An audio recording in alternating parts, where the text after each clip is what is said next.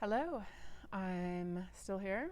I'm back in California, and if you followed my last couple of videos, you'll know that I was in Washington for a couple of months. It was originally supposed to be like a 30-day trip, and then it turned into 6 weeks, and then I was just so in love that I stayed for two more weeks. So it was actually a 9-week trip from beginning to end. And as I had posted in my videos before, I was the healthiest feeling that I want to say in over 10 years. I had zero fatigue. I had no stomach issues. I felt very, very healthy. And which is awesome. Really, really, really awesome. Why I'm posting today is something weird kind of happened, and I'm not really sure how to explain it or what's going on.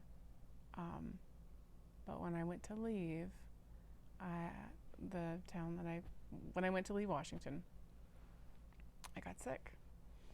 And my trips to the ER, if you were to put them on a scale from 1 to 10, 10 being the worst, it wasn't too bad. It was like an 8, you know.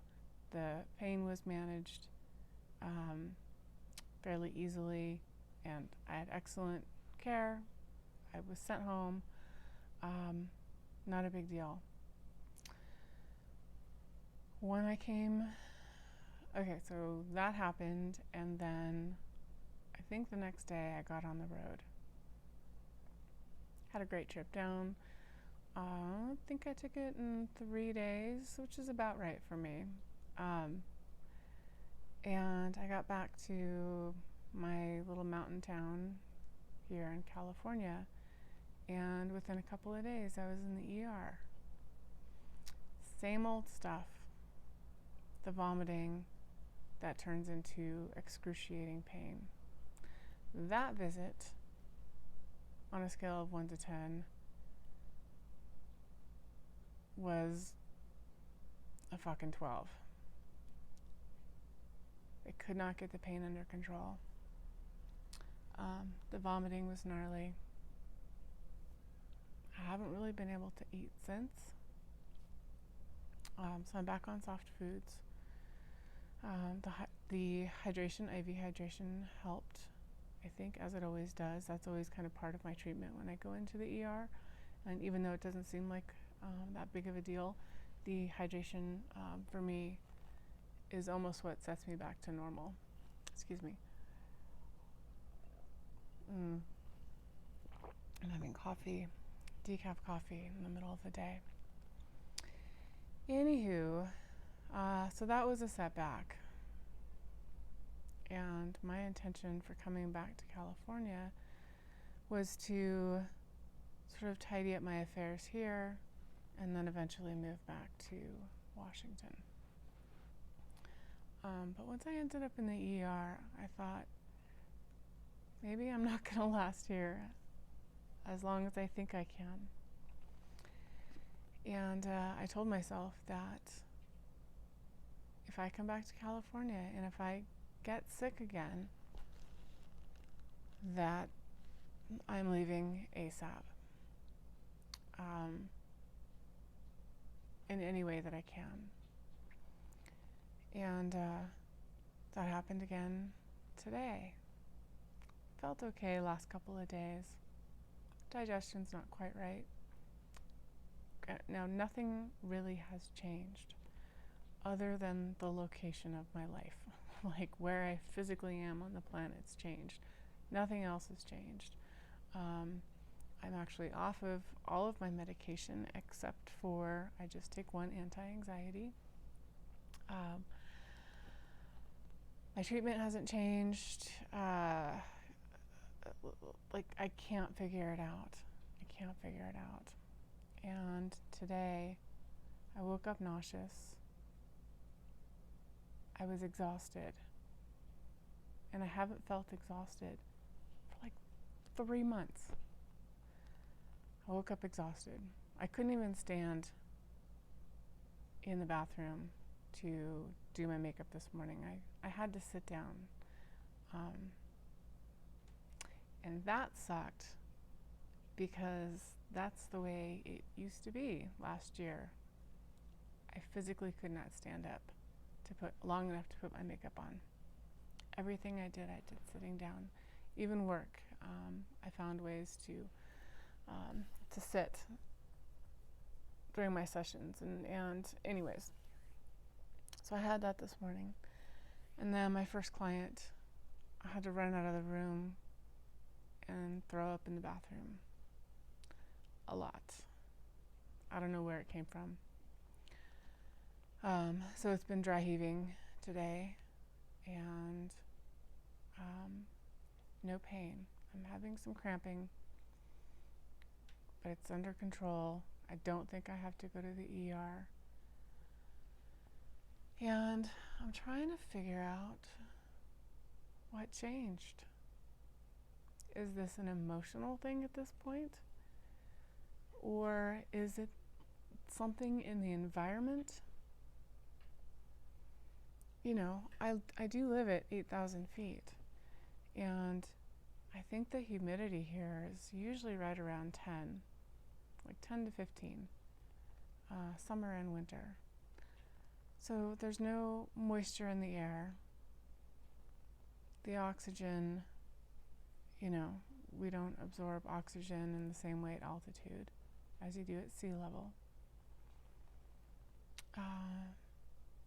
It just feels very harsh. Like my body does not like it here at all. And which is just so interesting because I've always loved it. I've always loved this area. It's incredibly beautiful. But now it just feels awful. And so I'm a little concerned for my health again. Not necessarily the cancer. I expect good results with my tests, and I'll update those next week. And by the way, today is like the 7th or 8th of July.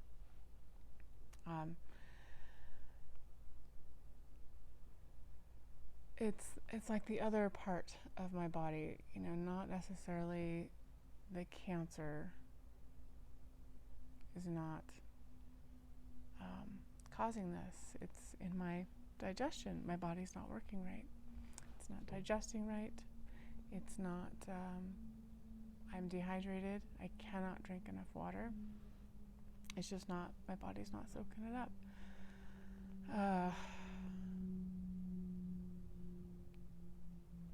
So I'm curious if environment, you know, being in a place that you love versus being in a place that you don't love, what kind of effect does that have on your body? You know, I thought I could stick it out, and I'm beginning to realize that I can't. And so I don't know how long I'm going to be here. I'll still be a resident of California. I just won't be spending as much time here. I know I'll have to come back for stuff. But it's crazy. I feel like it's all in my head, but I know that it's not. I know how good I can feel for a sustained amount of time, like weeks, months. You know, like I forgot I had cancer. The only reminder I have is really just still having the colostomy bag. Something to think about. Really, really something to think about. And the other aspect, you know, that I've touched on very occasionally is, you know, I had some pretty awful things happen while I was here. I'm not sure how much to say, but over the past 12 years that I've been here, I've gone through some shit, which I, you know, deep in my heart believe has something to do with the state of my health now. And that when I was in Washington, I didn't have the reminders Even though I don't think about it, it's still, it's almost like there's an energy signature, something in the air, something in the energetic field, for me in particular. Like imprints in this area and in my mind and in my body. And I'm so curious about it. If anyone has any recommendations, I've been reading everything I can possibly get my hands on when it comes to this kind of thing. And a book I came across recently, I'm not going to remember the author's name, but actually it's Gabor Mate, and the book's called When the Body Says No. And it's a really beautifully written book, very smartly written. And that's all I got today. I just wanted to get on and to say something about this. And you know, I had a feeling, I've just been having these thoughts over the last year since I've been dealing with this, that, you know, how healing is the environment that I'm in, even regardless of any of the sort of past traumas that are, you know, sort of ghosts in this town for me. How much does your environment affect you and your healing?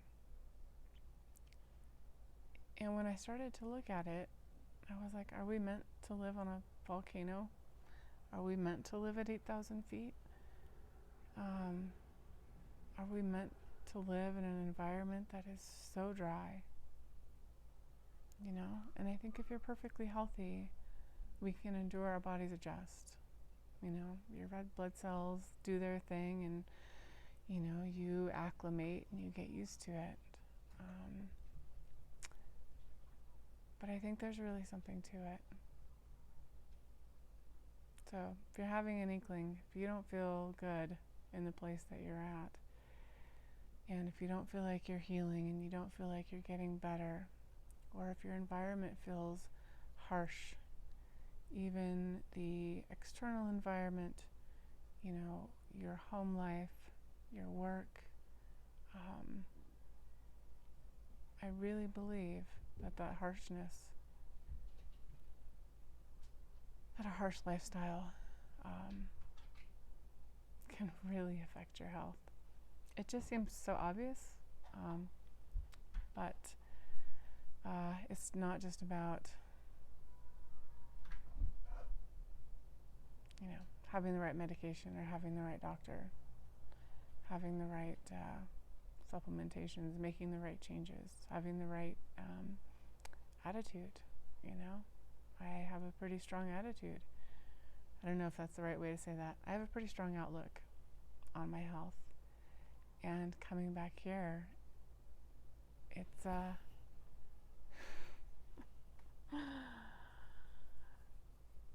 I can't wait to get the fuck out. Like, seriously. I don't know, I'm not supposed to say that, but holy shit, I don't feel good here. Wow, my body does not like it. Anyways, that's all I'm going to say for that. If there's anything in there that might be of some sort of use. But yeah, you gotta love where you live.